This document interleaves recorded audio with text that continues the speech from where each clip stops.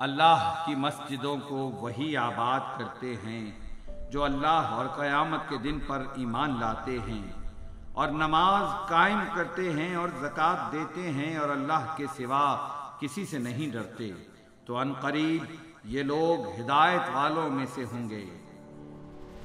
مساجد اللہ کا گھر ہیں اور اللہ کے گھر کی تعمیر کرنا اور سنوارنا بے شک ان مومنین کا کام ہے جو ذکر الہی سے دلوں کو منور رکھتے ہیں۔ مسجد نبوی کی تعمیر میں سرکار دو عالم حضرت محمد مصطفیٰ صلی اللہ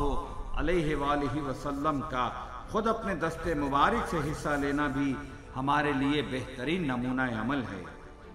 آج جب وطن عزیز پاکستان کا 70% حصہ سیلاب کی تباہ کاریوں کا شکار ہے، جہاں مکانات، بازار و دیگر عمارات صفائے ہستی سے مٹ چکی ہیں، وہیں مساجد بھی سیلاب کی تباہ کاریوں سے محفوظ نہ رہ سکیں۔ اب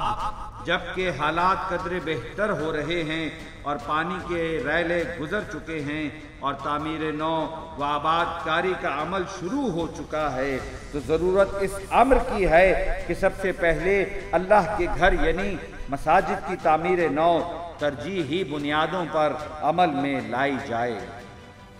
اللہ کا وہ گھر جہاں اس کے بندے آ کر اس کی عبادت کر سکیں اور اپنی دنیا و آخرت سنوار سکیں۔ انجمن حسینیہ خواجگان ناروالی کے زیر انتظام سیلاب زدگان کی امداد کے لیے ایک کثیر سرمایہ سے حسینیہ فلڈ ریلیف فنڈ قائم کیا گیا، جس کے ذریعے سیلاب زدگان کے لیے راشن، کپڑے، خیمہ جات، ادویات و دیگر اشیاء ضروریہ کو فوری طور پر بھجوایا گیا۔ اب جبکہ تعمیر نو کا مرحلہ درپیش ہے، تو انجمن حسینیہ خواجگان ناروالی